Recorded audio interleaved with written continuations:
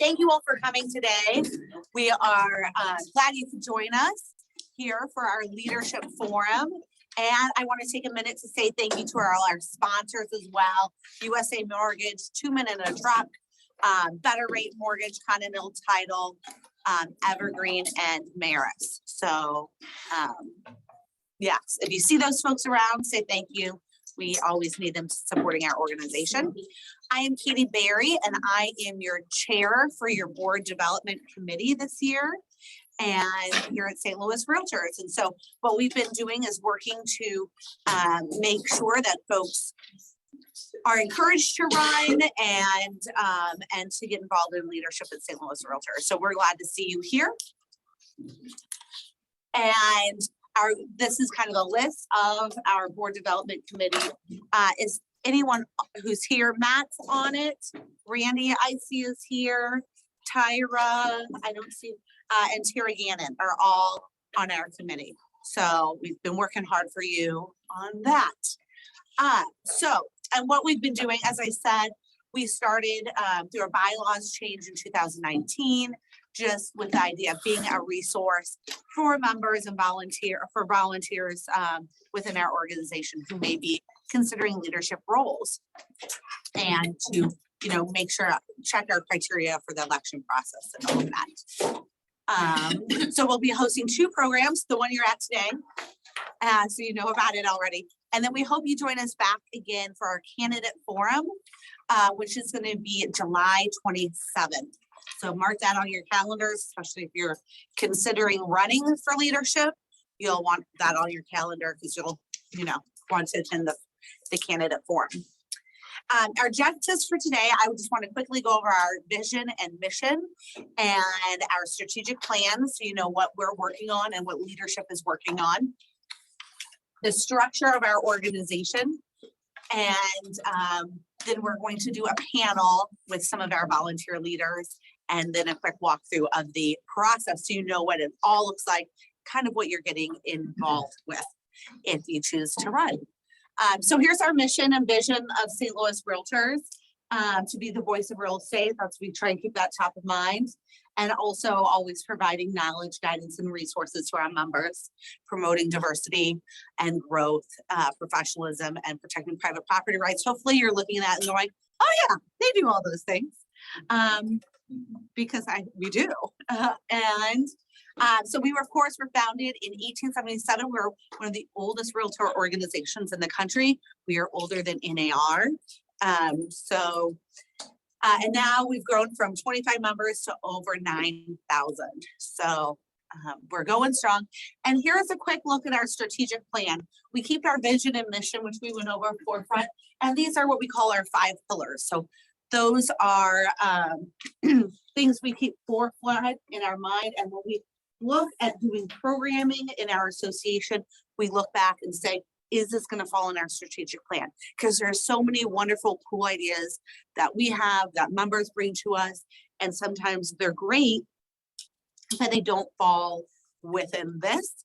And we always look back to this because we know that our time, our staff's times, our resources generally are limited. So we want to make sure we're staying kind of following a roadmap, if you will. And this is our roadmap.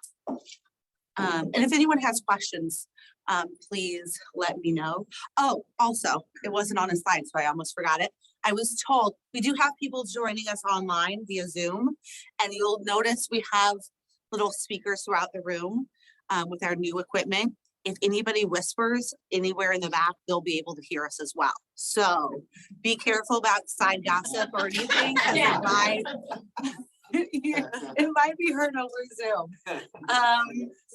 And then, of course, we have these, in addition to St. Louis Realtors, part of St. Louis Realtors, we have some of these side organizations, which you may not know kind of what our links are. And so now you do. We have a seat on the board in Maris and an ownership share, or and a share in their ownership. We have our charitable entity, which is RHAS, and they help provide housing assistance throughout the St. Louis region. So when you look at folks, Liz can't see the speakers. I'm at the speakers, Liz, sorry, that was a chat. I'm at the speakers around the room. Like the microphones for audio so that you can hear us. And so RHAF is our charitable arm. And then we have our political arm, SLARPAC. And so they help with our advocacy and have their own board of directors.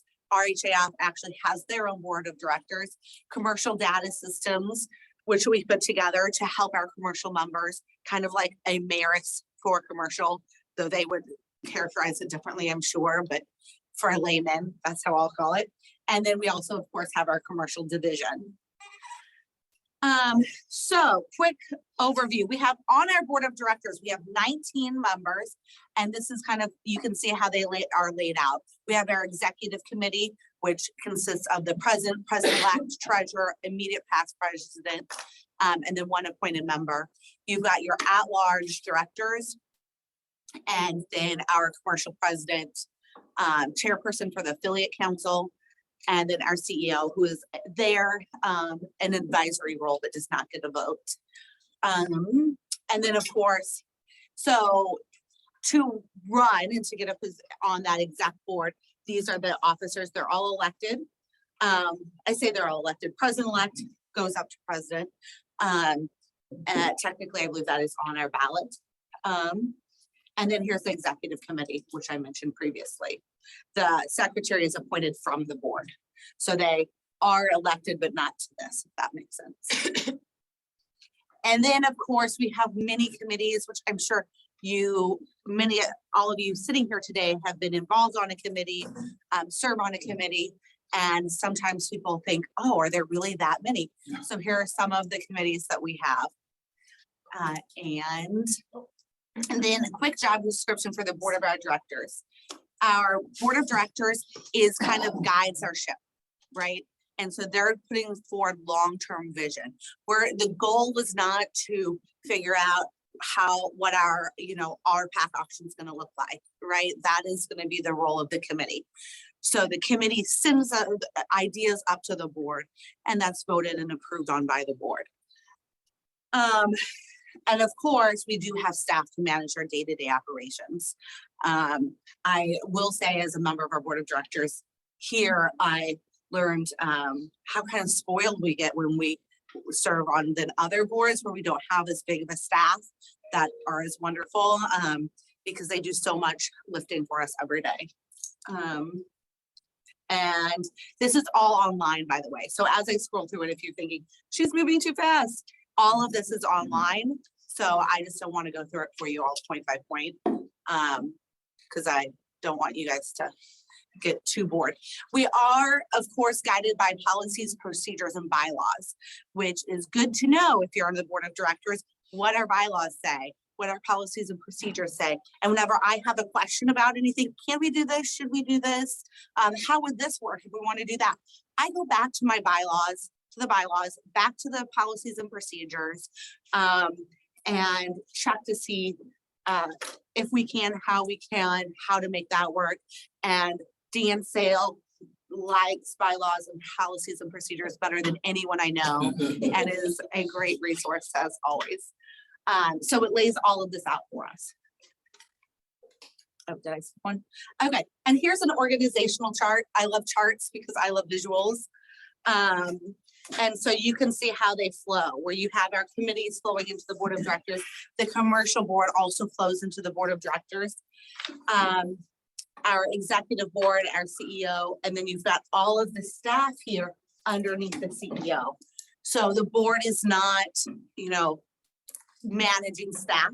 We, have a CEO who does that for us. And here is our timeline. So if you're thinking, okay, so I'm really interested in being on the board. What do I need to do?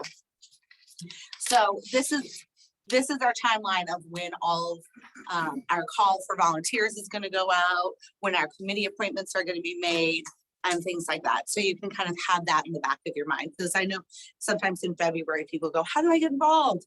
And then there's, a minute before there's an answer to that. So here you go. And of course, committee list is not till December before they're finalized. And so we're gonna go ahead and hear from our panel. Does anybody have any questions over kind of the processes or the structure before we jump into our panel? I know I went through those quickly. No, okay, great. So I'm gonna invite our panel up here, which consists of Gail Brown, Liz Smith, Mark Levinson, and Kim Cameron.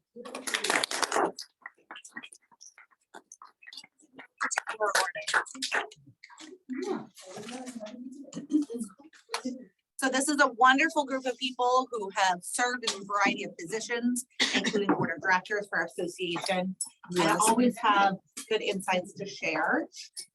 So we have some questions for them, and if we have time, we will open up some for the floor as well.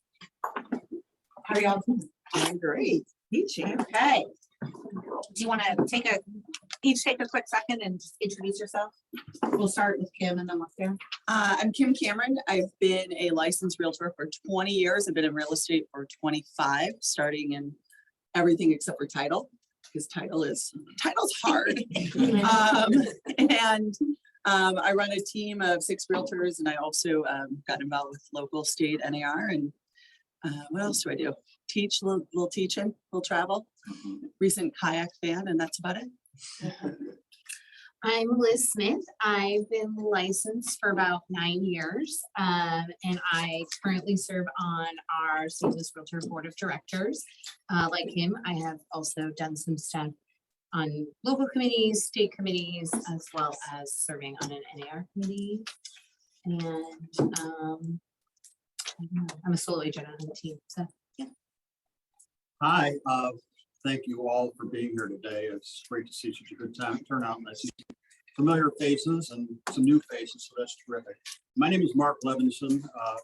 I was the 2018 president of St. Louis Realtors. I've been a licensed realtor since about, I believe, 2003. I've sat on the board of directors for Missouri Realtors since 2010 or 2009. I love being involved. Great. Good morning, everyone. My name is Gail Brown, broker Brown Freaking Realty, and I have been a licensed realtor, I'm going to say 30 plus years. I have been off and on in terms of leadership for probably the past 25 of those 30 years. And just recently, a few years ago, prior to Tina, I see Tina in the room, served as treasurer on the board of directors. So actually I served 2 terms as treasurer, and just been off and on committees, and really have enjoyed the ride thus far, and looking forward to future opportunities to be a part of the association and work on various committees and part of leadership. Yeah. Okay. Thank you all. So we're going to start with Gail this time and then work our way that way, and then I'll bounce around and surprise you all with my questions. So my first question is, how did you get involved? Did someone ask you? Did you choose? Kind of what was your entry into involvement? Okay. I know that we all have just a limited amount of time, so I'm not going to take the past 30 years and tell you how I got involved. But I will say that, just from a historical perspective, my father, I'm second generation. My father started the company in 1960. And as a result, I grew up in the real estate business. And so early on, I watched him operate, and I was in his shadow, and I saw that by being engaged and being involved, he had the ability to impact change. So initially, he was very active in what is called the National Association of Real Estate Brokers. And as an African American, he was a member of the NAREB because he could not be a member of the National Association of Realtors when he initially got involved in the business. But just growing up in that business, seeing his activism in NAREB, and then eventually became a member of NAR and got engaged in as well, and became active, just being a part of that environment, being a part of seeing him in those spaces. And then others saw me because I was part of the space that he was in. And I was then asked to be a part of the board of directors in the early 90s by then President Mary King. So she asked me, I was appointed, and after I was appointed, got involved, and just from there, continued to work off and on the board. Okay, Mark? My answer to this one is similar to how most people get involved. Somebody asked me. I attended a couple general membership meetings here at the board, and one of the staff people, a woman named Connie Chartier, took me aside and said, "Mark, what do you think about sitting on a committee?" I said, "I really hadn't thought about it, but sure." And I was assigned to the Public Relations Committee, a committee that no longer exists and hasn't for Nice some job, time. I'm at building. And we had a big event. It was called Soul One St. Louis. It was in conjunction with St. Louis Post-Dispatch. We had hundreds of people come to this big banquet, and it was a big deal. It brought a lot of attention to St. Louis Realtors. And from there, you know, I was asked to be vice chair of this committee, and then chair, and then other committees, and it just kind of mushroomed. And the next thing I know, in 2018, I'm president. So, sometimes you might not like what you wish for, but I was encouraged, and that's how I got my start. So when I got shortly after getting licensed, about a year, I think I got an email because I still read emails then. And it was like, oh, you can apply for committees. And I was like, I don't think I have any experience. Let me click. And then I read through the list, and there was a group called the Young Professionals Network. And I was like, oh, those sound like my people. And you might be surprised if you know me, to know that in college I was like a joiner. So I was like, oh, I'll go see what the young people are up to. And that is sort of after getting involved with YPN, then I met other people who continued to encourage me on my leadership journey. But I actually think the first time I just got an email, went to an event, and was like, oh, these seem like my people. You're the one. I was probably 5 years in the business, and an agent in our office had just been elected to the board of directors for the first time. And I thought, for an industry that's given me so much, a lot is expected to be given in return. And I felt like I was right at that point that maybe I had a little time to do something. So I asked the question, like, what are you doing over at the board? I mean, I go there if I need my key fixed. You know, we had those fobs at the time. I lost them all the time. They lost money on me with that insurance. They were usually tucked underneath the seat of my car. I didn't care. So I was constantly getting that replaced. And so she's like, you should join a committee. So I joined a committee. And like everybody else, you get excited about being in the know and understanding, how the sausage is made and the inner workings of the association and the incredible, from the CEO down, the amazing dedicated staff that makes our life easier. It makes what we do on a day-to-day basis possible because they're doing all the hard work in the background between advocacy and education and legislation and contracts and forms. God love any of you that are on that committee. It will never be me. But that moved into, well, you should be a state director. And I said, well, what the heck is that? Because, I didn't know.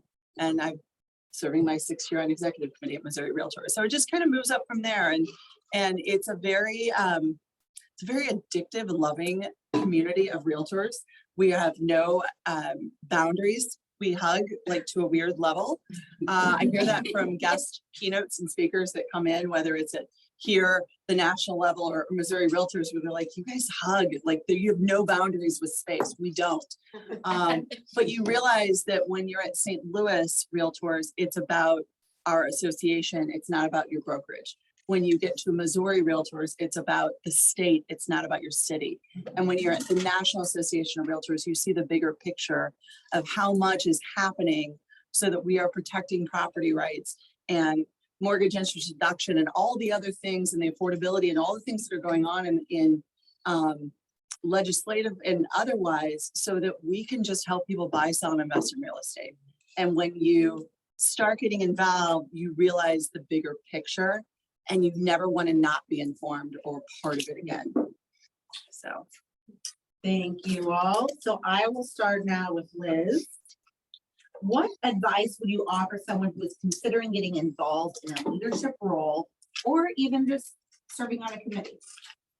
Yeah, I think that the great thing about St. Louis Realtors is we're a large association, so there's many different avenues. Like Kim made the joke about contracts and forms. I'm not a contracts and form person either. There's the people who like the contracts. There's people who like to plan parties. So if you're in or plan events, if you're interested in more like that, I might recommend our PAC fundraising committee. If you're more interested in advocacy, we have an advocacy committee. So I think that's a great thing about involvement is you can kind of, I think, and then there's community service under being involved either with RHAF or our community engagement committee. So there's a lot of different avenues depending on what your passion is. And I think you don't have to be an expert. We will teach you kind of, and being involved in the committee, you'll learn whatever the current issues are or what their current projects are. And there's a way for anyone to be involved kind of based on, again, what matching your interest with something. We have, I think, over 20 committees in St. Louis. And then the nice thing about some of the committees in St. Louis kind of match up to things at the state level. So if you want to continue on that path, there's more avenues. Thank you. Mark, same question. What advice would you give to someone considering getting involved? Don't be afraid to take the first step. Join a committee, and it's very important. Kim said something that really struck a nerve with me, a good nerve actually. If your profession has been good to you, it's so important to give back to it and show your appreciation for your profession that has given you a good living. And you can do that so easily by just getting involved in a committee. And don't be discouraged if a committee that you really want to get on, you don't get into right away. There are some committees where there's just, more applications than there are spots. But get your feet wet with one. Once leadership sees that you have taken a step to get involved, you start getting your name known, you can have a great chance to get on a very popular committee that you might want to be on. And I had something else in the back of my mind. Another thing that's important is broker buy-in. And I think I'm going to embarrass somebody in this room because this person, I'm speaking of Sandy Hancock. She is broker Remax Results and has brought on so many people into committees that have turned into leadership. And if you have broker buy-in, boy, that's just so fantastic. So thank you, Sandy.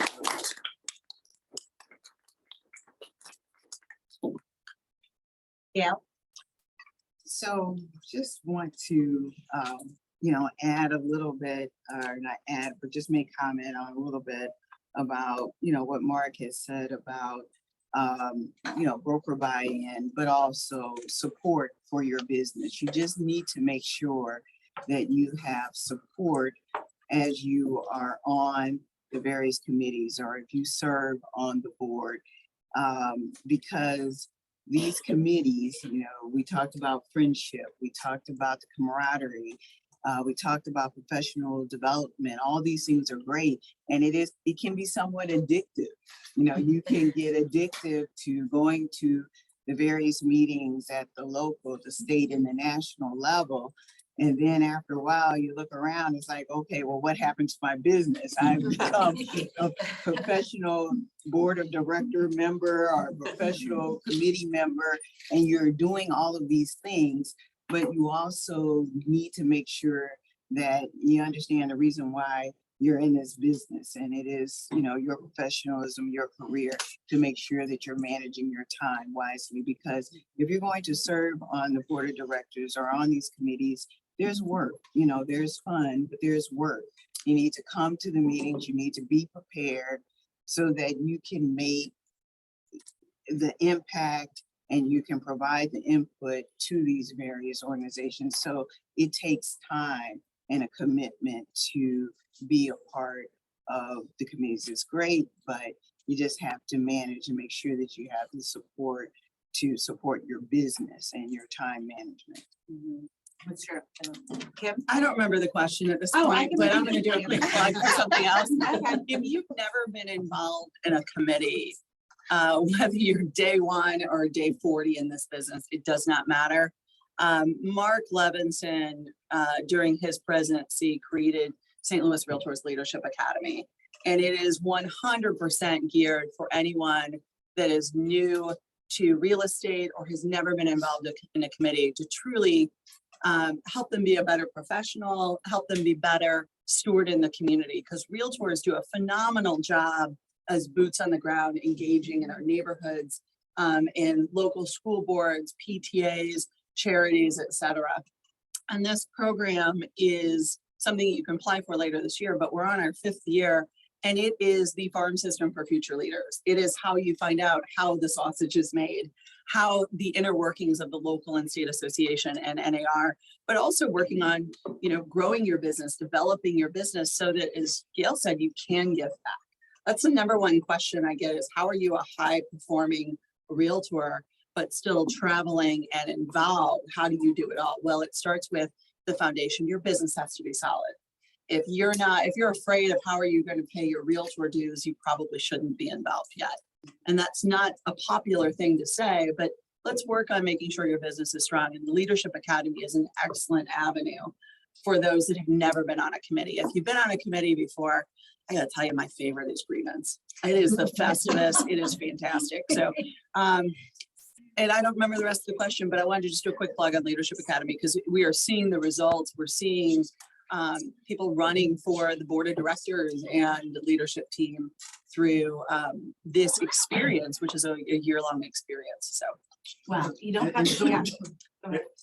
don't be confused. I mean, you don't have to be a brand new realtor to apply for Leadership Academy. I mean, if you're newer to leadership, the leadership ladder, I just couldn't encourage you more than to apply for St. Louis Realtors Leadership Academy, regardless of how many years you've had in the business. Well, good job answering the question without knowing it. do you like that? So that was your question. Here's what I wanted to. Yeah, that's okay. That's when you do media training. That's what I was told. Don't worry about the question. Tell them the answer you want to get. So I'm going to start with Mark this time. What is your biggest surprise as a volunteer, either good or bad? Kind of what were your surprises? Boy, that's an interesting question. I think I was surprised with how much I would enjoy the experience. Gail had a really good point. I mean, it can be addicting. And if you're good at something, sometimes you might feel like you have a target on your back because you keep being asked for more and more and more and more and more. And, you do have to manage your business. I mean, Gail hit it right in the head. But I think I was surprised by how much I enjoyed it. And I'd be hard pressed to find a negative in there because my ride has been a good one. Okay, I'll go to Kim next so she doesn't forget. You know what? You're so kind. I am getting old. I'm going to be 50 this year. So I know. I think part of it is as twofold. One, when you start getting involved, this association becomes, the staff. You want to fight for the staff and make them happy. And if they ask you to do something, you want to do it to the nth degree so they can rely on you because we are volunteers and they're paid, and there's nothing worse for them when they ask us to do something or we step up and we don't follow through. That's always a good time. But also when you come to the association, you feel comfortable here because you know your way around, the staff, and you see the results of how things get done. And then from there, you start working on transactions and the person on the other end because you've been on a committee with them. And so there's just that higher level of comfort of like, oh yeah, Tina and I have done a deal before. I didn't realize she was on the board or whatever that is. I mean, obviously I know that. But so those kinds of relationships that you build, and it has a higher level of connection just to our industry overall. So it's been a game changer for me. It also, as a newer Realtor, when I would go out on appointments, being able to say that I'm involved with our local association just gave me a little bit of extra confidence and credibility, you know, when you're faking it till you make it. So. Thank you. Gail, did you have any surprises? Yes, I was surprised about how much I learned, you know, how much I learned by serving on the board of directors, because we go over those things like, you know, everybody's talking about the contracts and forms. We're the first to evaluate changes, understand why it needs to be changed, and just to understand that whole process. Also to provide tools and resources for our industry and for our professionalism, for us to be better, you know, at our you know, career. So to me, in terms of I was just surprised at how much I learned, and I was also surprised by the ability to speak up and be heard, and for, you know, what you're saying to be appreciated and to eventually affect change. And so as I think about it, the surprise is, you know, being a part of the solution. You know, it's very easy to sometimes say, you know, this is wrong, but if you're in the room and you have the ability to, you know, have some input and make that change, and you're heard and you actually see it come to play, that was just a very, you know, welcoming feeling. It was really good. Okay. Thank you. And next, we talked about time commitment. Oh, yeah. I didn't get called on. Oh, I'm The sorry. surprise. And listen, I brought the question. Everyone had thought about this question a long time before it came. But there's a lot of surprising things about realtor involvement. And I will say, you might be surprised how many realtors sing karaoke. Number one. It's great. Not very well. And not everyone's good at it, but they're willing to put themselves out there. So that is like, you know, if karaoke's not for you, it's fine. We don't make you sing. Sometimes you volunteer for karaoke and you don't even know the song, but you fake it till you make it, right? Because your friends are there like, cool, we're gonna make it work. But so that was my one thing that was surprising. The other thing is like you get to know other people, and something about real estate that people don't always say is it's hard. It's a really hard and different business. And when your significant other and your family or your close friends aren't involved in real estate, they don't always know that struggle. And so having realtor friends is fantastic. And so developing some of those relationships, like you get to know people in a different way. Like I didn't realize Tina was actually afraid of escalators. I thought she was kidding. I learned my lesson. I apologize, Tina. And just things like that, that you can talk to people, you can call them when you're struggling with a listing, when you're struggling with a situation. Having friends, like I'm friendly with Kim and Mark and Katie and Gail and folks like that, that I wouldn't be afraid to call them and ask about a situation, not like a situation I'm supposed to talk to my broker, but maybe an interpersonal situation or just different things like that. So I think the surprising thing is people don't always understand that being friends with other realtors in your market is good for your business. It's good for your mental health. It's good for a lot of different things. And what's your karaoke song? Obviously it is Love Shack. Okay, well, so Liz, I will start with you this time. So I don't forget you. My apologies. Can you talk about time commitment? Because that is a big concern. People do want to make sure they're balancing their time well. So kind of, and you served in, all of you have served in their various roles in the boards, kind of what that time commitment is at the various levels that you served. Yeah, so I feel like the great thing in St. Louis Realtors, again, we have really amazing staff in St. Louis and Missouri Realtors who help with a lot of like logistics and meeting minutes and meeting reminders and things like that. that we as realtors probably have good intentions, but would like forget to send the meeting minutes or something like that because we're on to the next listing appointment. So at the local level, again, variety of different committees, I would say it's rare for a committee to meet more than once a month and not, a lot of the committees don't even meet monthly. I think the most time commitment of a committee is once a month for an hour or two. So from the local level, that's kind of what that looks like. At the state level, we have state meetings 3 times a year that move around. So some of the time they're in St. Louis. Next year in January, they'll be in St. Louis. This fall, it's in Spring, is that right? So the state meetings move around and it's generally like a 2.5 to 3 day commitment, depending on how far away the drive is for you. And outside of those state meetings, which are pretty jam-packed, if you're on a committee or an output group, you maybe have a Zoom in between once or twice in between. So again, a little bit of flexibility depending on which way you go with that.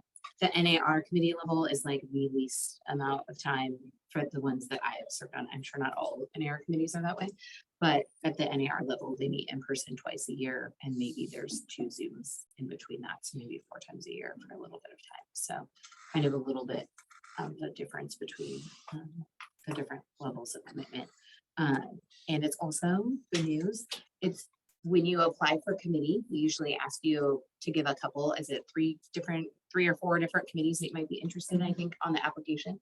And generally you're only on one committee. So you don't have to worry like, oh, I'm not sure.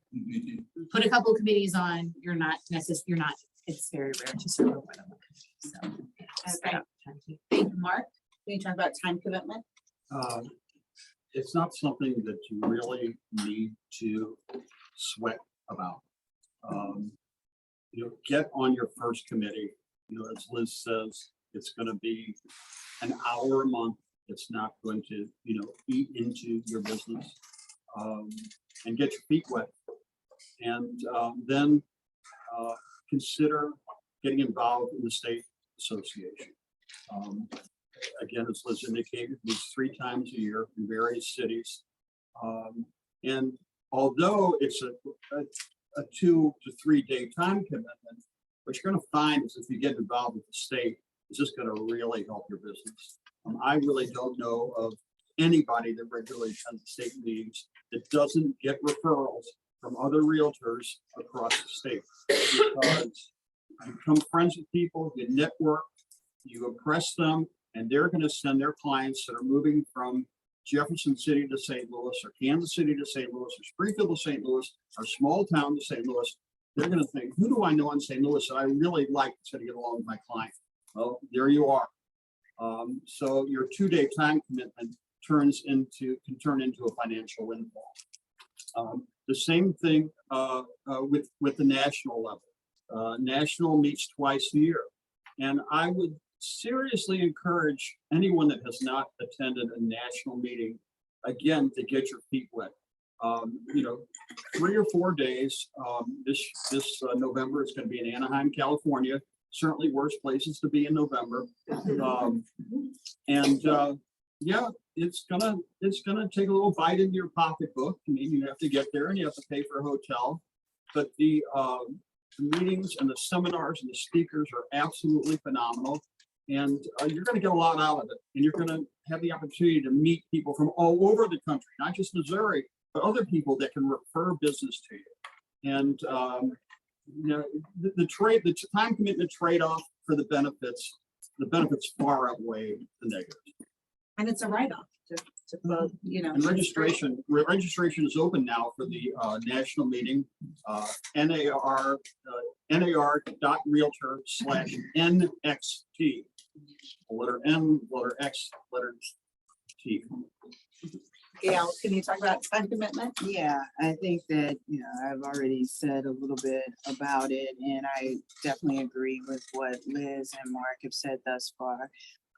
Only thing that I would add is that it's about, your time and time management. And I like the ideal of getting your feet wet, getting involved first, maybe at the committee level, and understanding, the commitment for yourself and the time, that it takes versus trying to get on a lot of various committees and the directors and then go and try to do everything all at once. But get into a committee, make sure that you have a foundation, you have some systems in place so you can manage so that you can really enjoy the benefits of serving on leadership. Thank you. And Kim? I mean, what you guys have already said, just time block, same way you're time blocking your business, you time block your personal, you time block for doing your to-dos. I have 4 listing appointments today and I'm here this morning. I mean, you just make time for it. It's just, and if you need help with time blocking, there's a lot of books on that. I would also say for the committee schedule, once you're appointed to the committee, which I think happens around November, then if you're good at time blocking, like Kim says, they generally give you a schedule for the rest of the whole next year. So then you can go through and be like, okay, it's the 3rd Tuesday of these months and put it on your calendars. Yeah, sure. Usually get that schedule.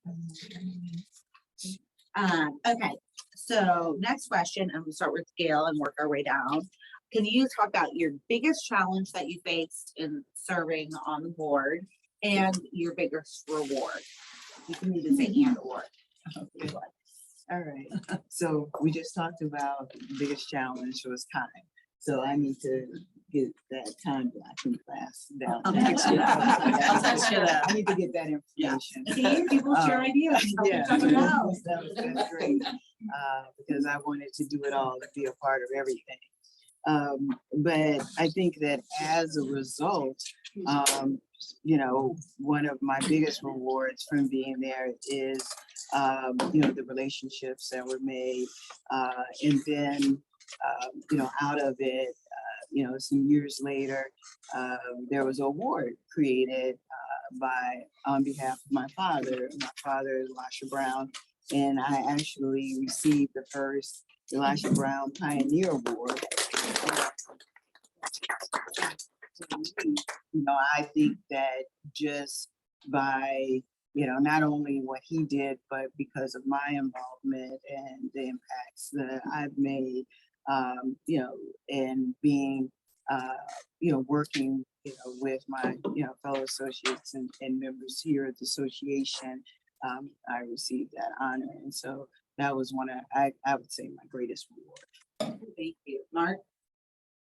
Challenge. I mean, there's certainly the biggest challenge that I had in my real estate career was the year that I was president-elect for the association.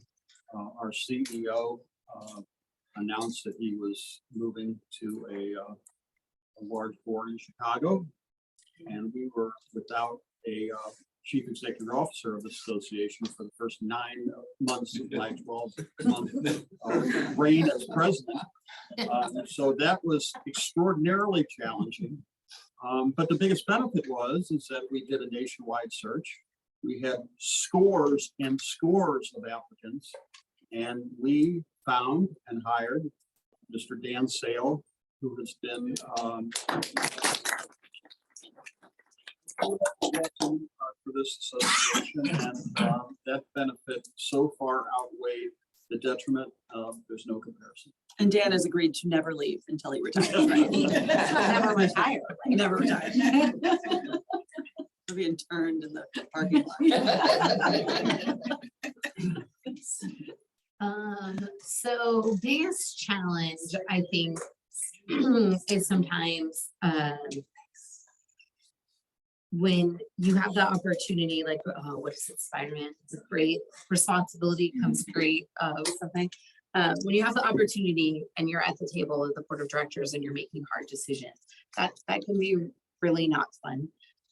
It can not be great sitting in a room, and I have been in a room before where I felt like you were making the wrong call or something wasn't going the way, but being there to stand up or say that different opinion and things like that. So it's a challenge, but it's also an opportunity to be there and to speak out when you see something that's not going right.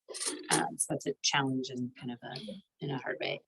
Reward, referrals and relationships is the biggest thing that you can get. most of the time being involved in the local association, you're not necessarily doing this for referrals, but you're doing it so that when you're in that competing offer situation, the agent will call you back when they're falling off the hook or something like that. But I will also say that I have sent referrals to people in this room and received referrals from local realtors for a variety of reasons. So you can still get, it's less frequent, but you can still get referrals from being involved in your local association. But really at that state and national level, I'm spending time investing in the industry, but making those relationships, which then results in actual money coming into my bank account through referrals from other agents in other parts of the country and things like that. So that would be the case. I mean, I'll start on the positive. The reward is huge. I mean, I have all three of these in my cell phone. They could call me with a flat tire or bail money and I wouldn't think twice and I would be there. I mean, Gail is the most thoughtful, kindest leader you're ever going to meet with. You know, your dad was amazing. I mean, I was tearing up earlier. It was just a great man. Mark would do anything for you. The poor guy will never be able to stop doing our trivia night. He got away for a while. We sucked him back in. You know, and Liz, who I call Lizzie Lou. I mean, I remember when she was brand new and having, you know, sitting down over drinks and, you know, talking about her business. So it's great to see. I know we don't drink ever. It's great to see, you know, people blossom. And the reward for me is the longer that you've been in leadership, it's to the point that you're no longer worried about your leadership journey. You're identifying the next level of talent. And that's where I have the most fun, is where I see someone on the other side of a transaction or the other side of the room. And I'm like, you're amazing. Have you ever thought about getting involved?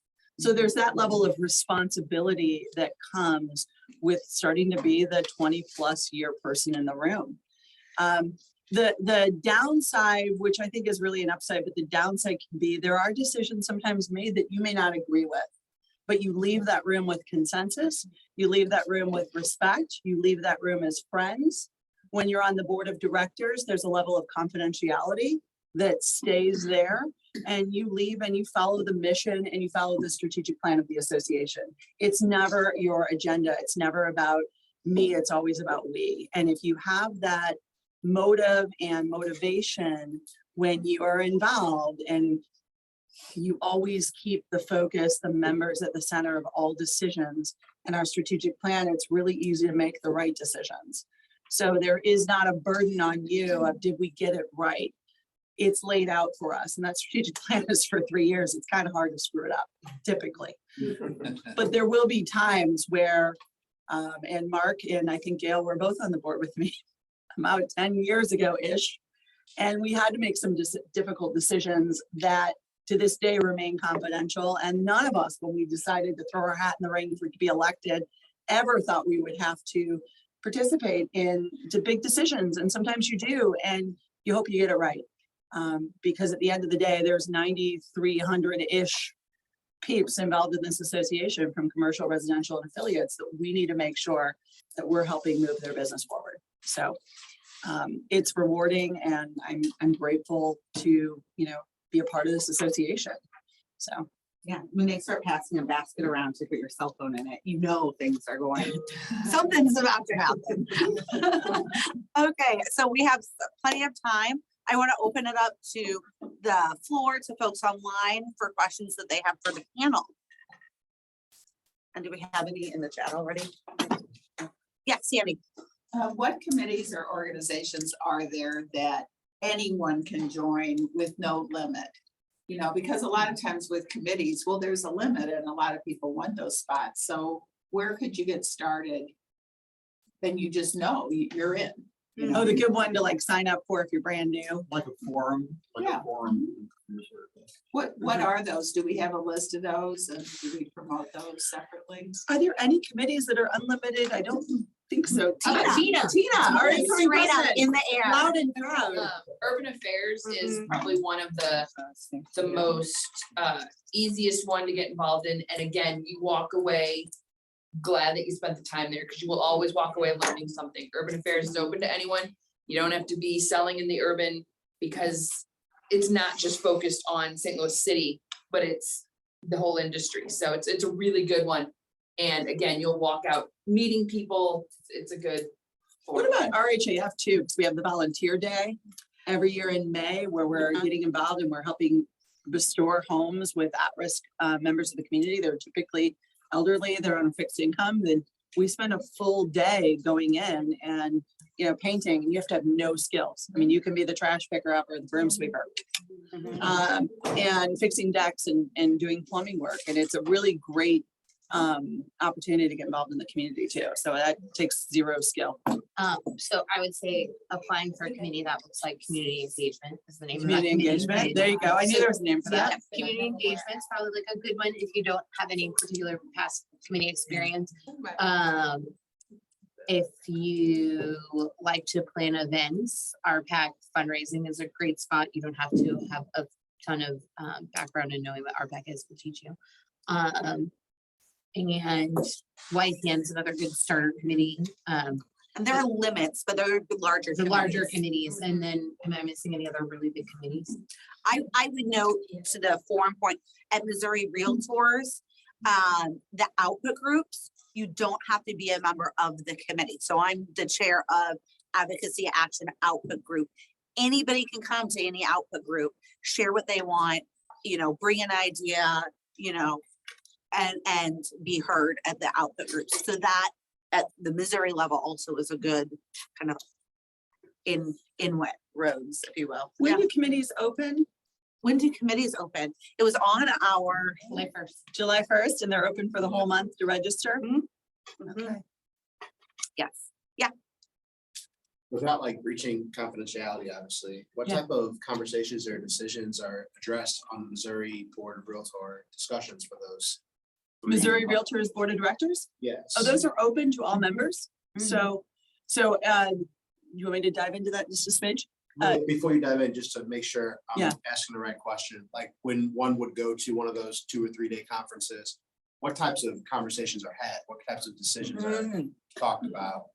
I'll give the 2 minute, so we don't get too far down the rabbit hole into Missouri versus focusing on St. Louis. But Missouri Realtors there are just under 300 board of director members, which St. Louis has 70 something. 78, 81, 81, thank you in the back, cheap seats. 81 positions, and typically there's an opportunity to participate. From that point, we're broken down into 3 kind of main buckets. And all of those buckets, which is legislative, education, member, has different output groups that any member can participate, whether you're on the board or not. You can show up to your very first meeting, never been there before, they're having a conversation, you have a killer idea, you can stand up, share that idea, and there's the potential of your idea actually moving forward and that action item happening. That's the unique part about Missouri Realtors. We changed the structure to what we call the O2 structure in 2013. And so it's a very, it's not a top down, it's a flipped member focused approach. So I encourage you, there are scholarships available for first time attendees where they'll pay for part of your hotel. We can definitely make sure you have a link for that if anyone that's interested. There's also what's called the landing, and the landing is like the hub for NAR where all the communication happens between meetings. If you're on a committee, your committee conversations there, but there's general forums, et cetera. So check it out. It's nice to be able to see the higher level of how things work at the state that helps make your business happen.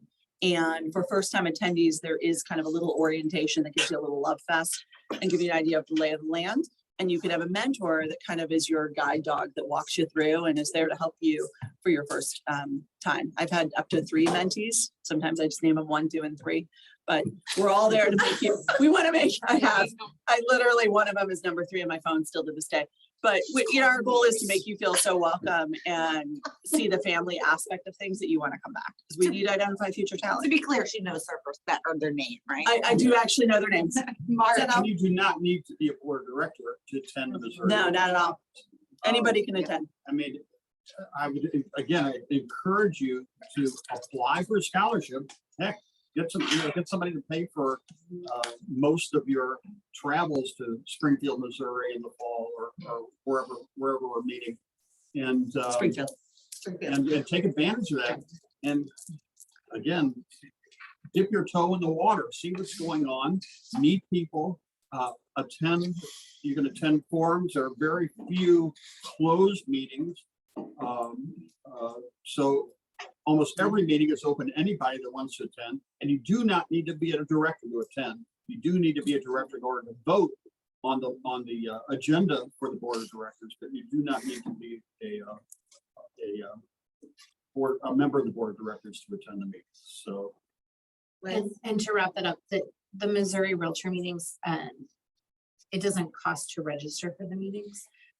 There are some like usually evening social activities that cost extra, but attending the meetings themselves does not cost you. It is included in your member, to say you already paid to Missouri Realtors.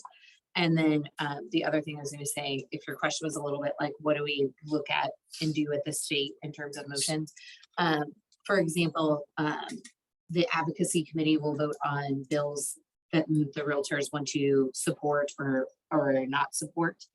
Sometimes we do nothing, and sometimes we're saying we will against this bill at the legislature. Other times we're like, this is a good bill and we want to back it.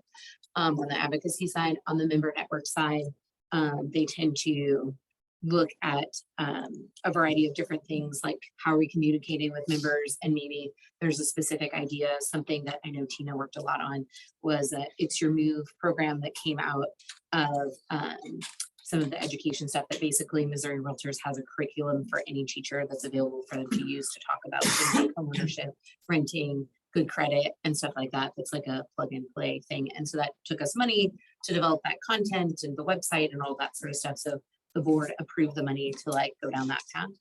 And then I would say like another thing that we did at the board level, Jan Sale has taught me like bylaws are important to know. So using the bylaws committee, the bylaws committee like brought forth adding a diversity committee at the state level. And now we have a diversity committee at the state level. So kind of 3 different things over different buckets that have happened from the board kind of up. Does that help clarify a little bit? I would note quick moderator privilege, since I'm not a panelist. On the St. Louis level, I think it's important to note that also ideas move up to the board. Mhm. So the board, you know, you look at something like our golf, we're gonna have a golf tournament through RHAF, mark your calendars, it's in September, right, September? What date?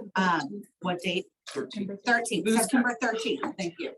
There will be a golf tournament, mark your calendars. That was an idea from RHAF.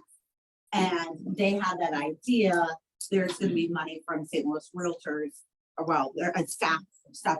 That idea came up and, you know, the board of directors, you know, discussed that and I believe approved it. I say believe, I think we had to prove it, not approve it.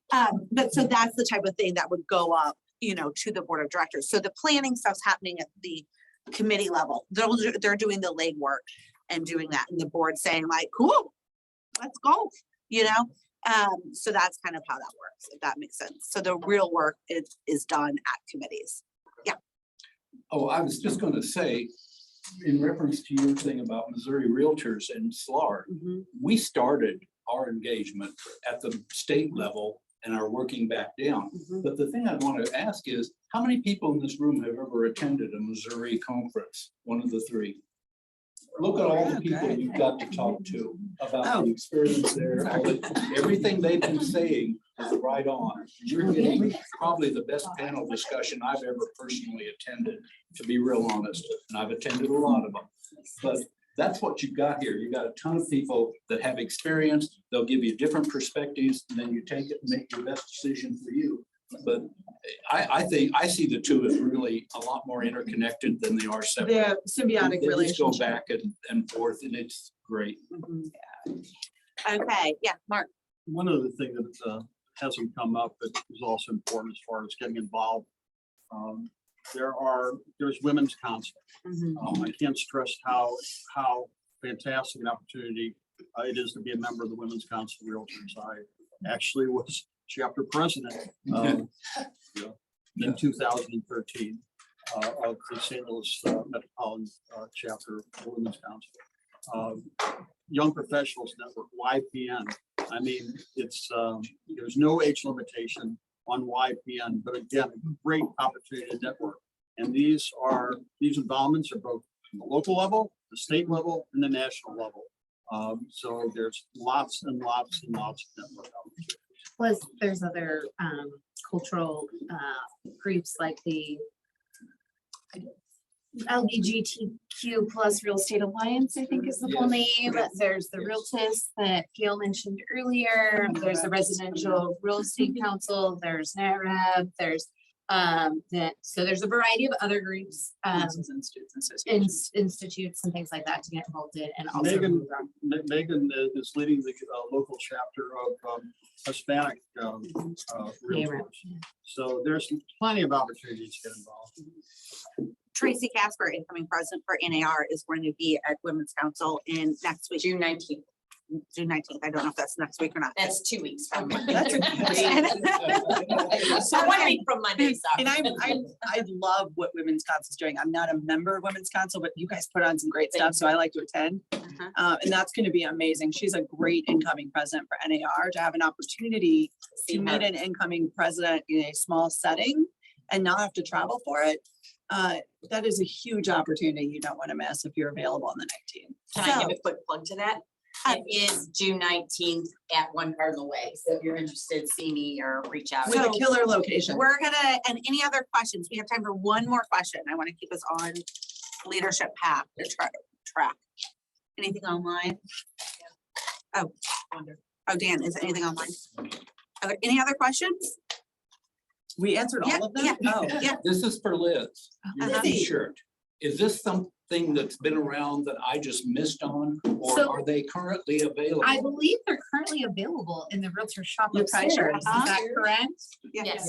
Right? Okay, Okay, I so can see your there. pride shirts If available? anybody This needs me, I'll Realtor be Pride shirt upstairs. with this cute like logo, it is a design that this is a National Association of Realtor like produced item. So you can buy it online, but live when you can just go upstairs and buy it in the store. There'll be a Alina? rush Shop local. afterwards. Shop so- local. Shop local. Support Seamless Realtors. But I believe that this pride shirt actually came out of some inspiration in Missouri because Columbia Board of Realtors, I also have the Columbia Board of Realtors original shirt, came up with a thing and it had to get approved by NAR for logo usage and stuff with the Realtor R. And then they were like, oh, there's a demand for this. Let's make this other shirt. So this one has been around for a couple of years. I've had it for this. And NAR sells lapel pins as well that are, I don't know if those are in our store. They now. were out of stock for a while. I think they're back in stock. So So- lots of, depending on what Shop your local wardrobe is, upstairs, you can go check always this have a realtor. Love your realtors. And, And if you Right. need more tips for Realtor apparel, I have a website. she'll hook you up with leggings and everything. No one is So ever any other sure. questions? We're gonna go on now and I'm gonna hand it over to Mr. Dan Sale. Do we get to leave? Right? Let me see here. Like the binder and coffee. Thank you all so much. Thank you, Katie. Thank you to our panel members. Let's thank them again.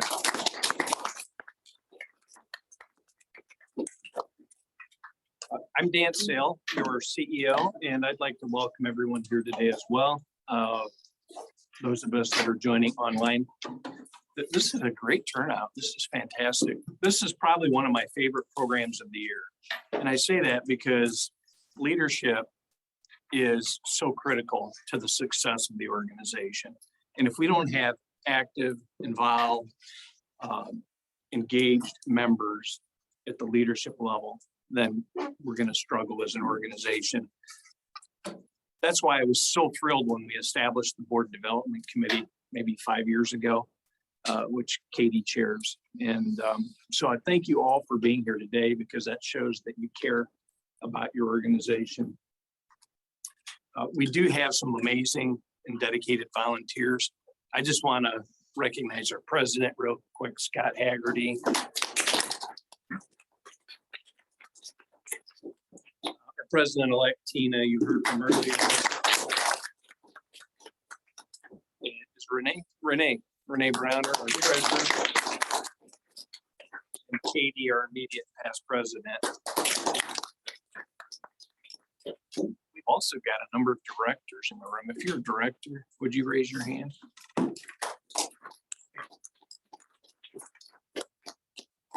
Just a real quick programming note, the PowerPoint today And the video from today will be online on the resource page for the elections and nominations. So don't worry about writing something down. If you see something that is of interest to you, it'll all be there. I'm going to try and go through these next few slides rather quickly. Again, it's all going to be online for you, but I'll hit some of the high notes. The election that's coming up, nominations are going to be opening up June 21. And there are 3 essential positions that are going to be on the ballot: president-elect, treasurer, and director. The president-elect position requires at least 2 years of experience as a previous director on the board of directors. Could be as an officer as well, but typically it would just be as a director. So that would be as of January 1, 2024. So if you're in your 2nd year right now as a director, you would qualify for an officer position that would take effect next year. Treasurer is the same 2-year requirement as an officer or a director. And then to serve as a director, it requires 4 years of cumulative service on a committee. And that could be a work group, a task force, an ad hoc committee. It does not include the forums that were referred to earlier, but just about any form of a committee. That could be serving on a committee 4 years in a row. It could be serving on 2 different committees 2 years in a row, or it could be 4 committees in 1 year, which is highly unlikely.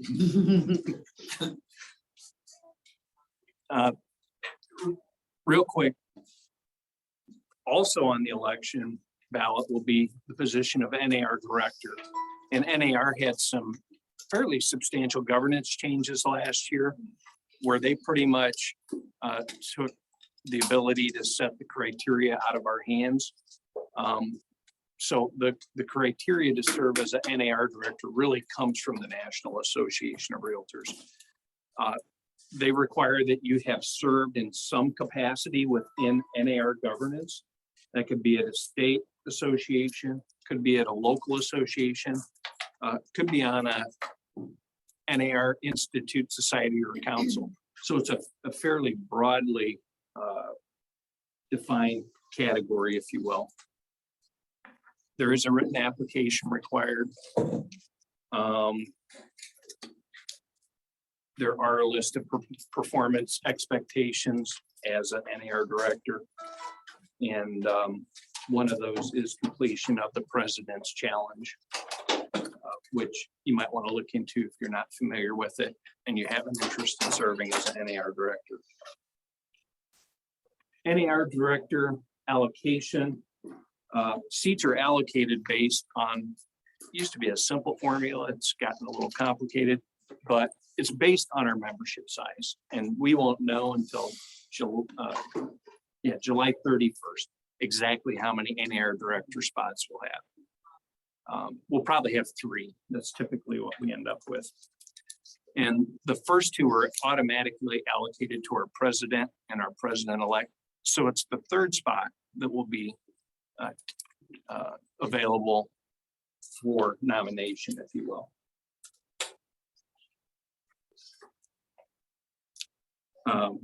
Moving back to the local level, this year there will be 5 at-large director positions on the ballot. 4 of those will be for the full 3-year terms. And then we have a 5th one that will be the 2-year balance on a 3-year term. It's a position that was vacated for whatever reason. So there'll be 5 openings, and if there are 5 candidates, and I hope there are more than 5, the lowest vote getter of those 5 would get the partial term. If that makes sense. Treasurer will be on the ballot. President-elect will be on the ballot. And then again, NAR director as well. So how do you get nominated and I just want to make it real clear that this is a self-nomination process. Rarely do we have one person nominate another. It's really self-nomination driven. So look for an email that'll come out June 15th. It'll have a link to our election resources page. I'm going to share that with you in a minute as well. It'll have all the information you would hope to know about serving in a volunteer capacity, as well as the self-nomination process. There will be a candidate profile that we'll ask you to complete. It won't be available to fill out until nominations open on June 21st, but we will have a link there to a PDF that you can download so you can see what the questions are in advance. And I'd encourage you to go through that in advance and maybe kind of line out your responses so that when it opens up, you know, you're not operating on the fly. Your response to the candidate profile, as well as your personal statement, those will all be publicized on the website for the membership at large to view prior to the election. No member can run for more than one of these positions at any given time. Also, it's important to note that if you do serve as a director of another local association of realtors, you are not eligible to serve as a director of St. Louis Realtors. I'm not going to go through the timeline other than just to highlight again, nominations open June 21st. They will close July 6th at 5 p.m. And we take that close time literally. If it's 5:01, I'm sorry, it won't be accepted.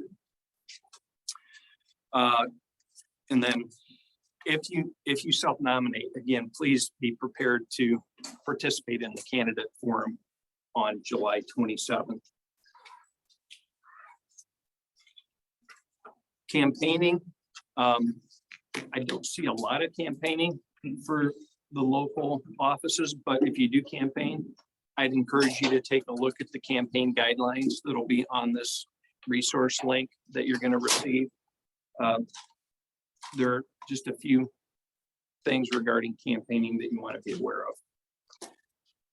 And then as a director or an officer,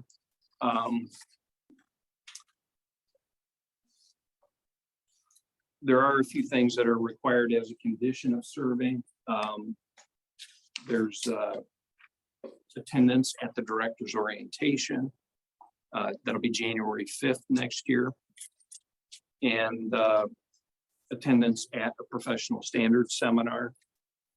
That'll probably be the second week of January. We haven't set that officially. And then you're required to sign an agreement to serve as well. And that covers communications issues, code of conduct, attendance, social media policy, conflict of interest, and confidentiality. And then lastly, and this was touched on earlier, I think by Kim, legal duties of directors. As a director or an officer, you are not representing your company. You take your company hat off at that point, and you have the duty of care. You have to exercise reasonable and ordinary care in the fulfillment of your duties as a director. There's a duty of loyalty, meaning undivided allegiance to the organization, and then the duty of obedience, and that simply is following your governing documents, such as the part where bylaws say that nominations close at 5 p.m. on July 6th. That's obedience. And then there's a related article on care, loyalty, and obedience on that slide that I'd encourage you to check out as well. Now, the last thing is it's probably important to note, even though rarely do volunteers ever find themselves in the legal crosshairs for their volunteer service, it does occasionally happen. So volunteering does not come entirely without risk. That said, there are certain things that act as a backstop and kind of a protection for our volunteers, the Federal Volunteer Protection Act. So if you're acting within the scope of the responsibility for the organization, and the harm is not caused by willful or criminal misconduct, that's usually a defense. Doesn't mean that volunteers are always going to be immune from suit, though. And so there are occasions where we have had volunteers sued, unfortunately.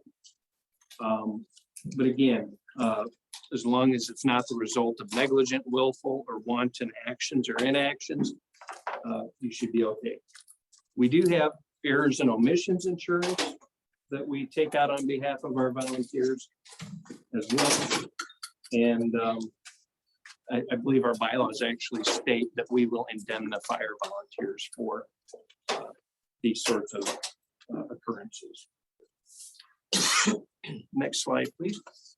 This is, if you want to take a picture of the QR code, this will take you to the election resource page on our website. I think it's on the agenda that you picked up on your way in as well.